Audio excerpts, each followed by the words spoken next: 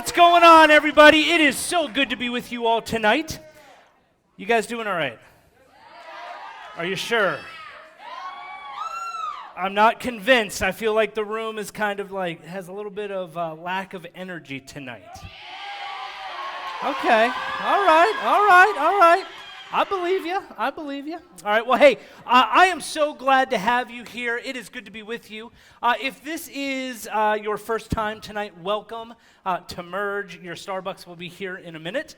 If you have been kind of newer the past couple of weeks, I haven't had the chance to introduce myself yet. My name is Todd. I'm the pastor of student ministries here at the Bath campus of Grace Church. I've been on staff for 10 years. Hard to believe, September 1 marked the beginning of my 11th year here at Grace.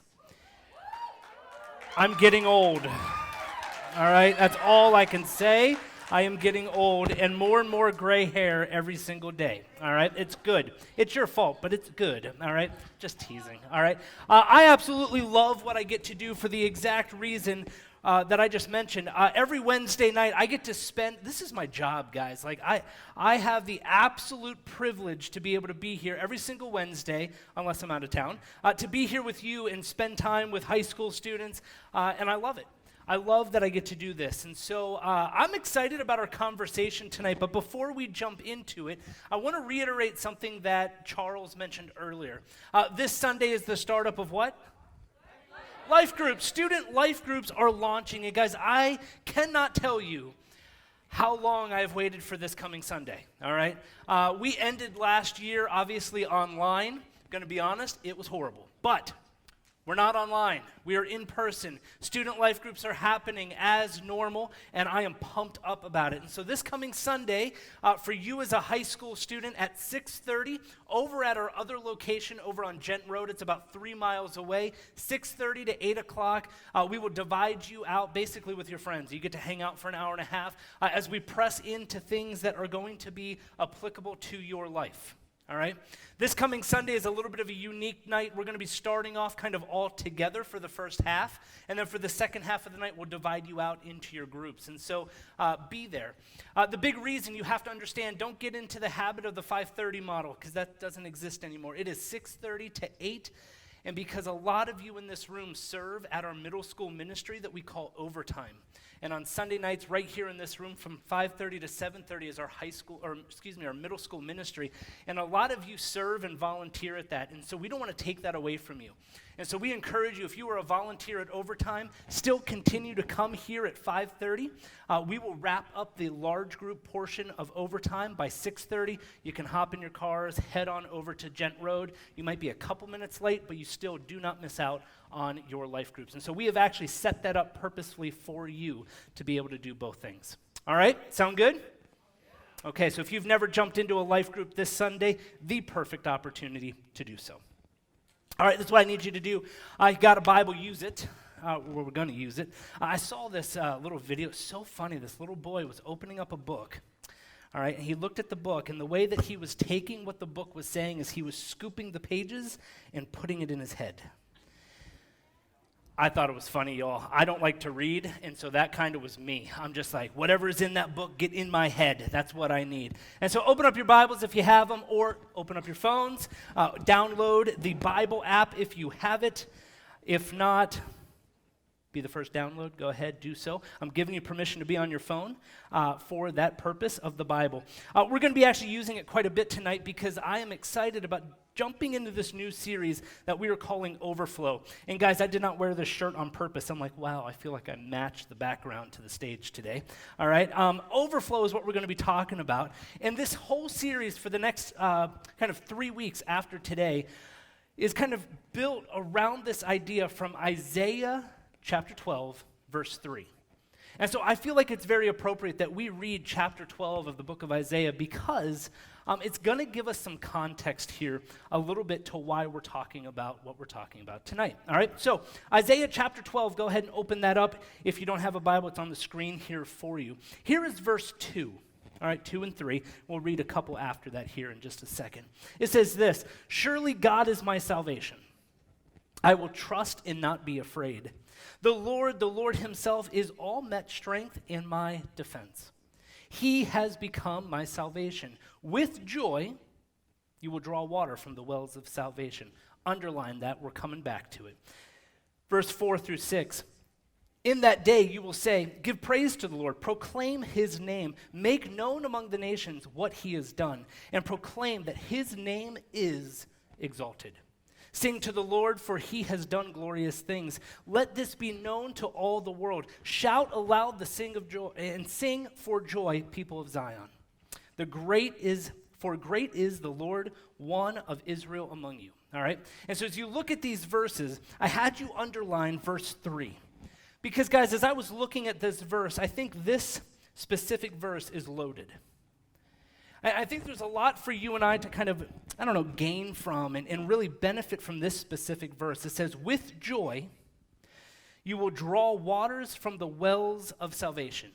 How many of you have ever drawn water out of a well? Has anybody ever done that? I don't even know if you have opportunities to do that anymore, right? It's like you have an old-fashioned well, and you have water at the end, and sometimes the bucket is on a rope, and you lower it down, you fill it up, and you pull it back up, right? That's kind of what I get this image of. You remember the show on Netflix, Lock and Key, right? I just remember that well. Okay, very different story, but you understand that is a well, and at the very bottom of that well is water, and people would go to this well, fill up their buckets, and carry it back to have water. But this verse here is saying, with joy, you will draw water from the wells of salvation. The reason why we're going to press into this, and the reason why I have 4 pumpkin buckets in front of us, and the only reason why they're pumpkins is because, A, they were on sale at Walmart, and I couldn't find anything else to hold water. So there it is. All right, so nothing special about what is in front of you here, okay? I'll move this back here just a little bit because I want you to be able to see.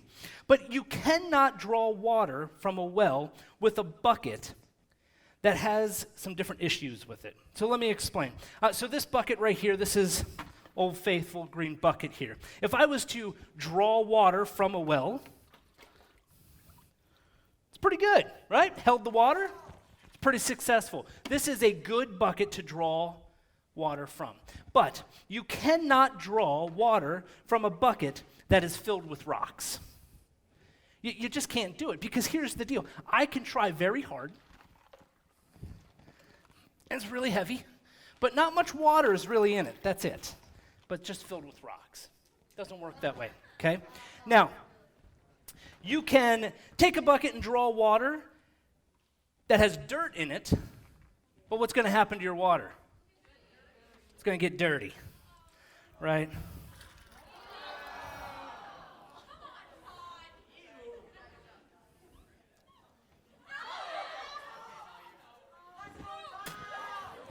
It's just coffee, don't worry, all right?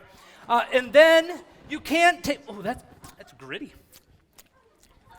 Should have chose the full throttle stuff. That's just decaf, all right? You can't use a bucket to draw water from if it has holes in it. Really should have went to the bathroom before I did this. All right. As you look at this stuff, as you think about these buckets, I did not think this through. All right. As you think this through, you have to understand the buckets. If you do the one with dirt or coffee, that makes your water disgusting, right? You can't fill your bucket up when it's filled with rocks. You can't fill your bucket up when there's holes in it. And so for the next couple of weeks, we're going to be taking a look and pressing in to each one of these buckets, because these buckets represent our heart. I really think this verse here, with joy, you will draw water from the wells of salvation. And as you think about this, all right, these buckets are going to represent the vessel that is within each one of us. Each one of us holds this vessel called a heart.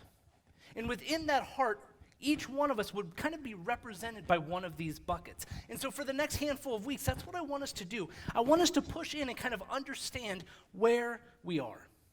All right? And so I want us to ultimately figure out, that word salvation is in there. That's a big word. It's a church word. We'll unpack that later. But rooted within salvation, there's joy. My heart and my goal for the next handful of weeks is for us to understand what it looks like for you and I to find joy through salvation. And so with me, go ahead, turn your Bibles to the book of John. Book of John. I'm going to take a water break because I have coffee grounds in my throat. All right, book of John. As you look at these buckets and as you turn there, over time, all right, our hearts can become dusty, right? They can become kind of like dammed up. They can become dirty. They can become broken. But ultimately, right, God's well of salvation can provide you and I this joy. And my hope is that for some of you in this room, you might already have experienced that joy. Because salvation is a relationship with who Jesus is and understanding what Jesus has done for you. And so we have maybe experienced that day of joy. But then life happens. Life happens and stress starts to creep in. Fear starts to creep in. Hurt, pain starts to creep in. And it can get the best of us. And we basically start to kind of destroy and rot away the vessel that God has given us with the gifts and the abilities that he's provided. And we start to kind of misuse the gifts that God has given each of us. And so my goal with this series is for us to understand that God is at work to kind of help us clear up our vessel, our heart, to help us repair and refresh our hearts. And I think we can do this by understanding and experience healing and forgiveness. Because I guarantee it, there are a few of us in this room that are carrying weight that we have no business carrying. And each week, we're going to press in to what maybe our heart is represented by what's on this table. So as you take a look at the book of John, chapter 1, we're going to be looking at a character by the name of John the Baptist. How many of you have ever heard of John the Baptist before? All right, good. John the Baptist, you've got to also make sure we understand that John the Baptist is a different person than John, who was one of the disciples. All right, John, one of the disciples, was the John who wrote the book John. We're talking about John the Baptist, a very different dude, but plays an incredible, very important role in the story of Jesus.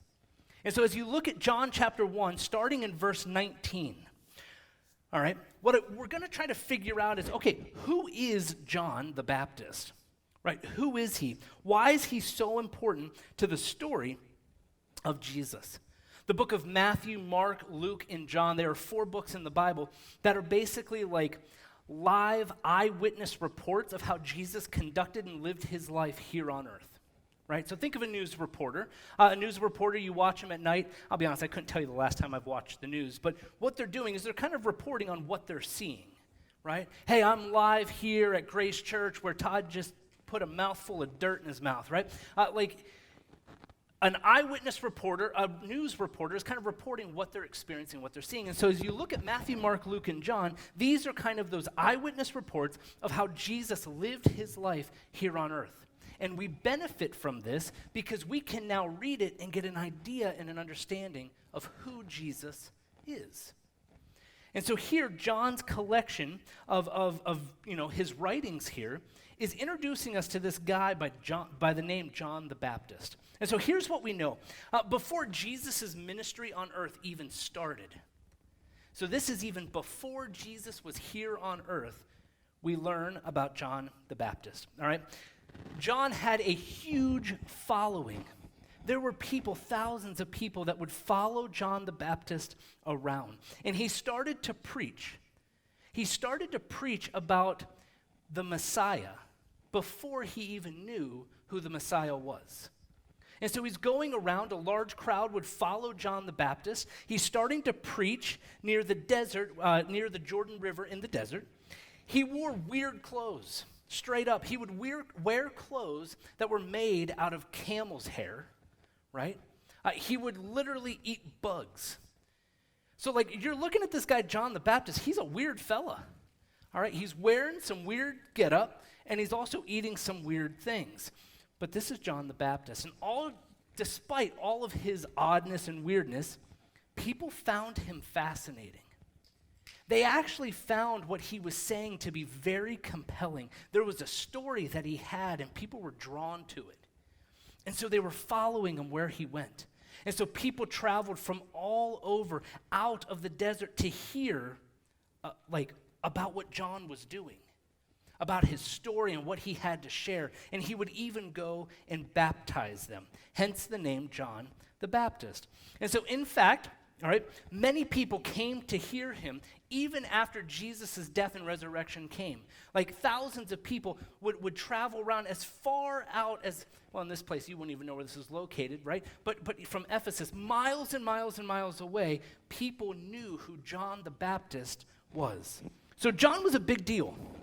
And it's important to our story of what we're going to be pressing into here today. John was the real deal.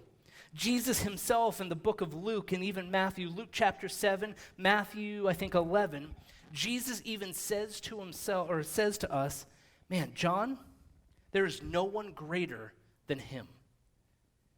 So even Jesus himself is like giving mad props to this guy, John. He was such a big deal that Jewish authorities were starting to get really nervous about what he was doing. Like their flag went up, their antenna went up, like, wait a minute. This guy who is wearing such weird clothes, who's eating such strange things, is gaining such this large following of people. And so their guard was up, and they're like, okay, so what happened is they sent some priests, they sent the Levites in to kind of explore and investigate and even interrogate John the Baptist. They needed some answers for themselves. And so this is kind of where we pick up John chapter 1, verse 19. Right? The priests and the officials from Jerusalem arrived, and they began to investigate what was going on. Take a look at verse 19. Here's what it says. Now, this was John's testimony with the Jewish leaders in Jerusalem. All right, these Jewish leaders in Jerusalem sent priests and Levites to ask him who he was. He did not fail to confess, but confessed freely, I am not the Messiah. So real quick here, we need to understand, right? He's basically being asked the question, are you the Messiah? He's like, nope. Wait a minute. Hold on a second. You're not this guy who is supposed to come and set us free, right? The true Messiah, the one that the Old Testament is talking about. You're not that guy? Then why on earth do you have such a large following? Why are all these people choosing to follow you? It doesn't make sense to us. You're dressed weirdly, you eat weirdly, but yet you have thousands of people coming to hear what is coming out of your mouth. Why? And as we look at these first couple of verses here, it's like, hey, John's testimony, when the Jewish leaders in Jerusalem sent these people to ask him, are you the Messiah? Very quickly, he's like, nope, I'm not. As they pressed in a little bit more, because they're like, I don't know about this guy. They're thrown off by him. They don't understand who he is. Here, they need more answers. And so take a look, verse 21, it says, they asked him, then who are you? Are you Elijah? He said, I am not. Are you the prophet? Nope. Finally, they said, who are you? Give us the answer to take back to those who have sent us. What do you say about yourself? Guys, I want you to underline, highlight that very last question. What do you say about yourself? Because this question right here is a big one. Because in that very moment, what the priest and the Levites were saying to John the Baptist is like, hey, it's kind of like being called into the principal's office or being scolded by your parents. Well, what do you say about yourself? You tell me what you did. And I think this question is such a profound question because I bet you the majority of us in this room, if I was to ask you, what do you say about yourself? You'd actually have a hard time answering that question. As I was preparing today and I was thinking about this question in my own life, I'm like, wow, what do I say about myself? And so here, John the Baptist is being faced with this one. All right? He's literally, in a sense, trying to get a beat. These people are trying to get a beat for who he is. But this is how he responds. I love how he responds to this. He says in verse 23, John replied in the words of Isaiah the prophet, I am the voice of one calling in the wilderness. I am the voice of the one calling in the wilderness, making straight the way for the Lord. Now the Pharisees who had been sent questioned him. Why then do you baptize if you are not the Messiah, nor Elijah, nor the prophet? He says, I baptize with water, but among you stands one you do not know. He is the one who comes after me, the straps of whose sandals I am not worthy to untie. See, if John said he wasn't like all of that, as we look at who John was, his message was so compelling that people followed. But he's not the Messiah. He's not Elijah. He's not the prophet. And so the priest and the Levites, they're super confused. Who is this dude? He's not famous. He wasn't this great warrior or athlete. He's just a dude wearing clothes made out of camel hair and eating bugs. But he was simply preparing a way for who we know as Jesus. He was preparing the way for him before he even knew who Jesus was. And that's a big deal. So as I was preparing this, I started to ask the question, why would John the Baptist do this? I think it's a legit question. Why? Why were people coming to see John? Why was his message so compelling? Why was he offering baptism? Basically, he's offering baptism because at this point, it has a different meaning for you and I, but at this point, it was kind of a ritual at the very basic form to allow God to forgive you. You basically would get baptized in a sense to be forgiven by God for your wrongdoings. Now you have to understand, baptism to us now is different. We would say if you choose to get baptized, you're taking a leap of kind of like obedience to follow the Lord, right? It's like you've started a relationship with him, and out of obedience, you are making your faith public. You're like, I'm a follower of Christ. That is what baptism is today. But here, John is baptizing. I'm sorry, guys, with this mic, it keeps slipping. But John the Baptist is baptizing people so that people can experience God's forgiveness. And it's like symbolic to that. And so here we're starting to gain this understanding of why he's doing that. These people were having their hearts washed clean. They're like approaching the well. I'm not going to dip this back in, but you understand. Like, you're understanding that they're going to the well to experience their hearts being clean. Their empty buckets are being prepared for what God is going to do in their lives. And John, in the midst of this, he remained humble. In the midst of his giant following, in the midst of like this large crowd and people desiring to kind of like draw close to God through baptism, he kept himself humble. And I think it's an example that gives us a great opportunity to follow. Two words kind of came to mind as I was preparing this, as I was looking at John the Baptist, the example that he's given to us. These two words came to mind: pride and shame. I encourage you to write those down. Pride and shame. Most of you know, like if I was to say define pride or define shame, you would be able to do so. But I think pride and shame are two sides of the same coin. Right? I really believe that they're both a failure to exercise humility. Pride and shame show up when we fail to exercise humility. And so you see, a heart represented, bucket, if it's filled with dirt, the dirt representing the areas where we fall short. The sin. Sin is like the church word of it, right? We can't be perfect.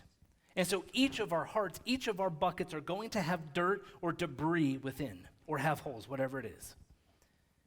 Because we have things in our lives that cause us to stumble. So the bucket represents our heart. What's in the bucket represents our sin. And that sinfulness comes really to the very root of these two things right here: pride and shame. So pride, I think it's thinking you know more than God, right? If you were to define pride, it would be thinking that you know more than God. We use an example here quite a bit in the book of Genesis, right in the beginning, the creation story. Because when man and woman were created, they were created perfect. They were created without sin. But God made it very clear, you can have whatever you want in the garden except for this one tree. Well, Adam and Eve were deceived into believe that that tree actually produced something that was much better than what God gave them. And so they chose to go against God's plan and God's commands for them. They disobeyed, and what they said, right there, prime example of pride, thinking they know more than what God knows. And so as you begin thinking about your life, I can sit up here all night long and talk to you about how prideful I can be. But I think it can be explained of thinking that you know more than God. The other side of this is shame. And I think shame, this is what I put up here, shame can actually be helpful if it leads to repentance. What I mean by that, shame, if it leads us to a place where we can actually admit that we did wrong, I think can be a good thing. But if we dwell on shame, it begins to fester and dwell within us. What we do is we lose sight of who we really are.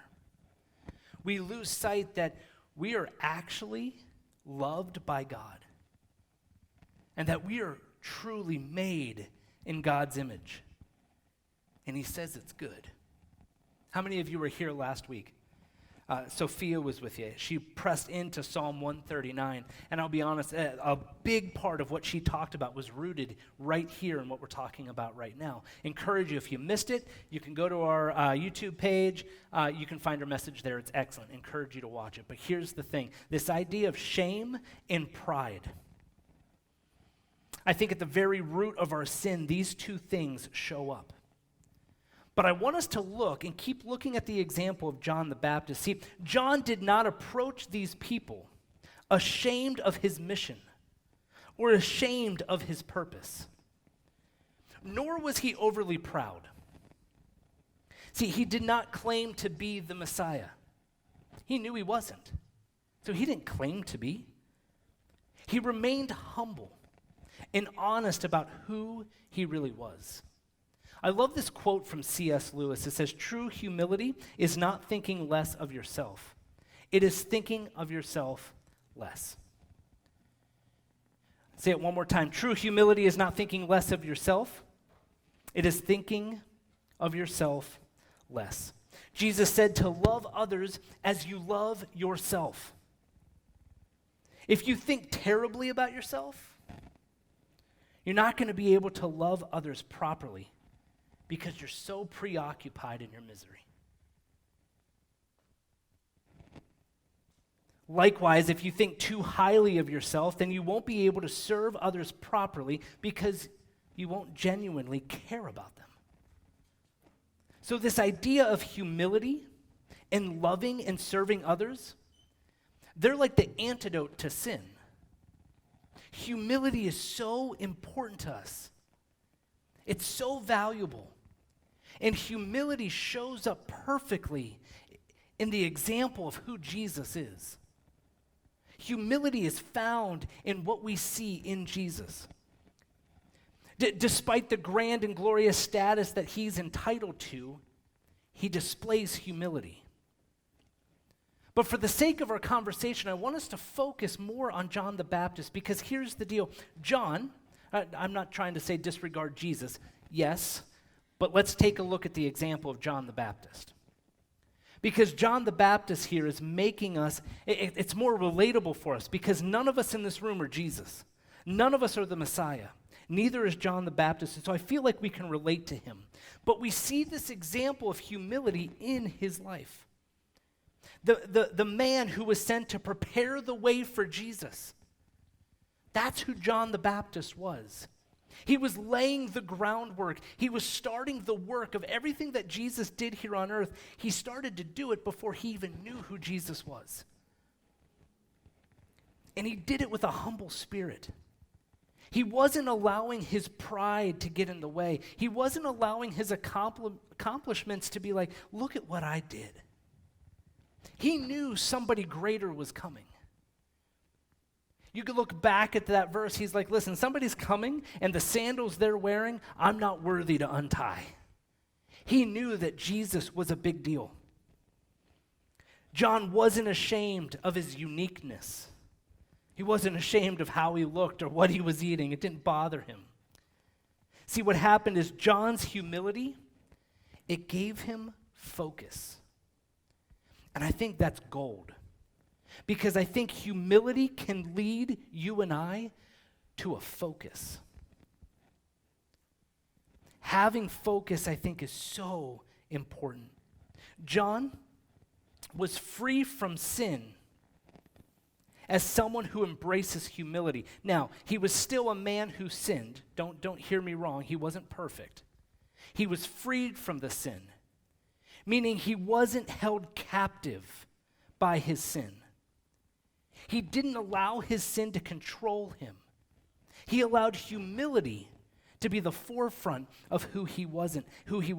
He wasn't distracted by his own selfish agenda. That's not who John was. His self-confidence didn't depend on others, on how they perceived him. He wasn't worried about that.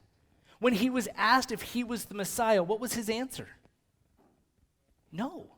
Nope. I'm not. He didn't sit there and like, you know what, I do have a big following. There's potential. Nope. He didn't bat an eye. He knew very clearly that he wasn't.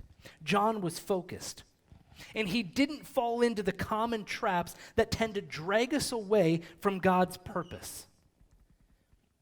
And I think for you and I, some of these common traps are a pretty big deal. One of those is comparison. We compare ourselves to other people. We try to match ourselves with who we think is better than us. If I could just be like, man, I wish I looked like her. Man, I wish I could play ball like him. Man, I wish I could get a girlfriend like he did. Man, I wish I could play like the guys in the band play. Comparison, I think, is one of those common traps that will grab us and keep us from the ultimate purpose that God has for each one of us. The second trap is apathy, and the third trap is insecurity. Man, we get into our heads and we allow our heads to get the best of us. I'm guilty of this. That guy's going real fast.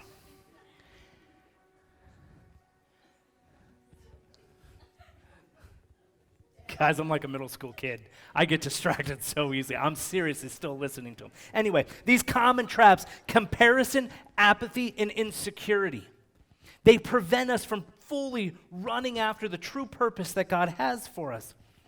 But the amazing thing about John, here's the secret that drove so many people to come and listen to what he had to say. John's focus gave him purpose. His humility led him to be able to be focused. But his focus led him to purpose. And I think that's so important for you and I because there may be nothing more valuable and more difficult to understand than our purpose. If I was to ask you, man, what's your purpose in life? You're like, I don't know. I'm a sophomore in high school. I'm just trying to pass math class. It is a very challenging thing to grasp. I am 32 years old, and I'll be honest, I have sometimes a very difficult time trying to grab a hold of what my purpose is. And so often, right, this idea of sin, the things that we fill our lives with, our hearts, that sin is like a sidestep or a misstep or a detour from the purpose that God has in our lives for us. We allow these things to get in the way of who he has created us to be. And we can be distracted a little bit. We can have some major obstacles in our way that prevent us from seeing who he has created us to be. But let me tell you this. John the Baptist knew his purpose. His purpose was to prepare the way for the true Messiah, the one who was coming to rescue, the one who ultimately came to save you and to save me. He was preparing the way for Jesus. And so it starts with this idea of humility. We're not going to be perfect, but if we can strive after this idea of humility, it'll lead us to a focus. And when we focus in, it allows us to understand our purpose. And I think our purpose, whether you believe this or not, is to know and understand who Jesus is and what he has done for you and I. And to love him with everything we have. But it doesn't stop there. It's also to love others. To know and understand who Jesus is a purpose that we can grab a hold of. And to allow the love that he has for us to transform us. That we don't have to have a heart that has holes in it anymore. We can have the heart that is going to go to the very depths of the well, where you and I can experience the joy that is found in who Jesus is. That's our purpose. The rest of it, the rest of this thing called life, it'll fall into place if we start here. I'm not saying it's going to be easy or good. I'm just saying we'll start to gain a better understanding if we start by locking into who Jesus is first. And so as we continue to press into this series, we're going to be looking at the example of John.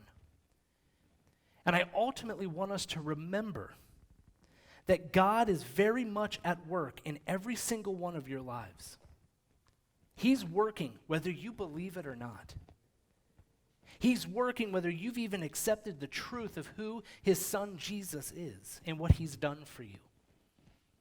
But I want us to grab a hold of the truth that he is at work and that his desire for us is to find humility, which will lead us to a focus that will ultimately lead us to understanding our purpose.